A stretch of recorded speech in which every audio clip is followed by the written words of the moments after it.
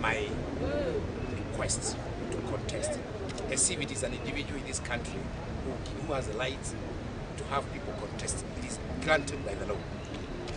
From there, on 29th, I registered a dispute with IEBC dispute resolution mechanism.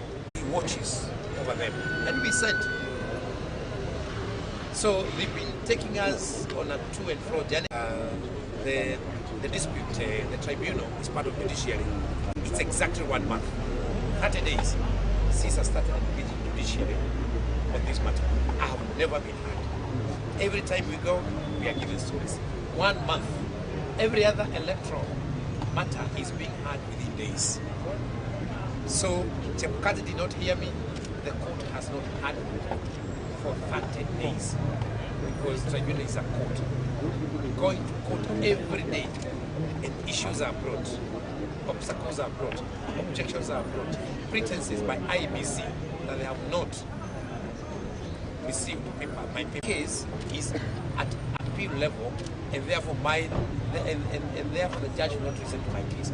We ask, what is the relationship between this case and Sabina Chege's case, which was on a matter of electoral conduct, on whether they leaked the election or not? What is the matter? You know, yesterday we got shocked in court. The judge said, now my lawyer clearly saying that there is a process of a judge excusing himself out of a matter, and the process is properly defined in law. You cannot just walk to court thereafter and say, generally saying they have declined my request to contest, as if it is an individual in this country who has the right to have people contest. It is granted by the law. From there, on 29th, I registered a dispute with the dispute resolution mechanism. Today or tomorrow, it will be exactly 1 month. Since that time, I've never been heard by anyone. Chebukati refused to hear me, and I think he's somehow fighting back. I don't know why he's fighting. Chebukati's team refused to hear me. His dispute resolution, dispute resolution committee refused to hear me because the law says that when you present a dispute, it's supposed to be adjudicated, determined, listened to, and determined within 10 days. They deliberately ignored that so that they can lose jurisdiction. So they deliberately escaped out of jurisdiction because they had 10 days and they squandered that because they wanted to lose jurisdiction, so they don't listen to me. After that, on 10th, after they lost jurisdiction, I went to the High Court. I was assigned under Justice Uhuru. That is on 10th. Then it was changed. I don't know why. Justice Iria. Then within those days, ever since I went to court, it has been to and fro. IEBC has been coming to court with objections. They have been coming to court claiming that they have not received my papers, my actual court papers, my petition, my application. To an extent that a judge at one point directed that we now send to their emails as he watches over them, and we sent. So they've been taking us on a to and fro journey because they don't want us to face the court. I can summarize by saying that since the time I started engaging judiciary, which was on 10th, which was on 29th, because the dispute, the tribunal is part of judiciary. It's exactly 1 month, 30 days since I started engaging judiciary on this matter. I have never been heard. Every time we go, we are given stories. 1 month. Every other electoral matter is being heard within days. So Chebukati did not hear me. The court has not heard me for 30 days because tribunal is a court. Going to court every day and issues are brought, obstacles are brought, objections are brought, pretenses by IEBC that they have not received my papers. At last now, on 27th, when they were now supposed now to execute the objection, they didn't execute the objection. They casually asked the judge to remove himself from the matter. Casually. Actually, they said, this is not official, but we are requesting that, Mr. Judge, you get yourself out of this matter. You can imagine, instead of dealing with the matter which had taken us to court, that was on 27th, they requested the presiding judge to abandon the matter. Shamelessly. That is what I witnessed in court, and it is elected. So my lawyer requested to know why the judge should not listen to the matter. They started quoting a case of Sabina Chege. IEBC said there was a case where Sabina Chege had been quoted, had been taken to IEBC over misconduct. Remember when he talked about the rigged election? At that case is at appeal level, and therefore therefore the judge will not listen to my case. We ask, what is the relationship between this case and Sabina Chege's case, which was on a matter of electoral conduct, on whether they rigged the election or not? What is the matter? You know, yesterday we got shocked in court.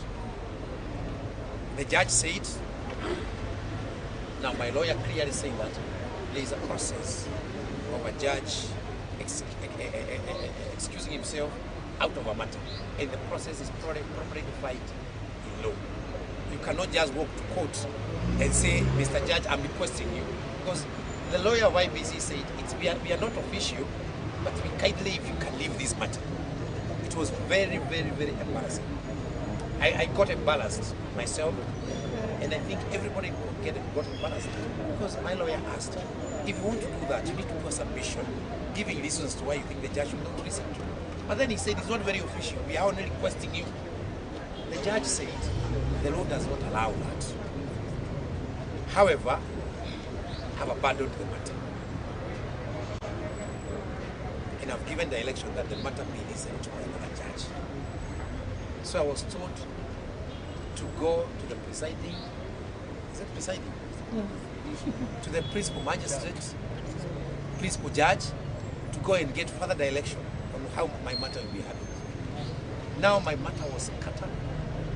I was not told which court to go to. I was told it will be determined on who else now will handle my matter.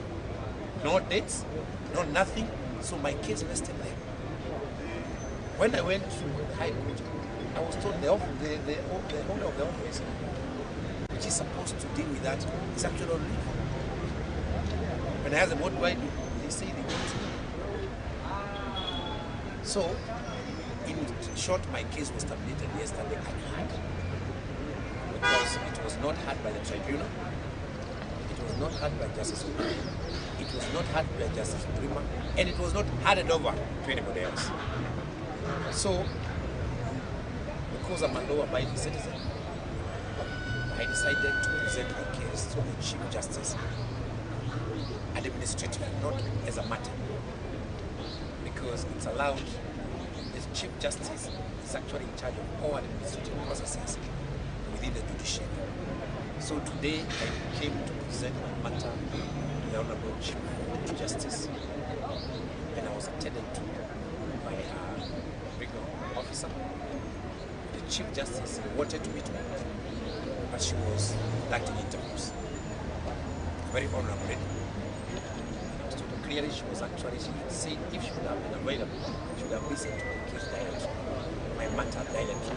This is administrative, this is not legal now at that point.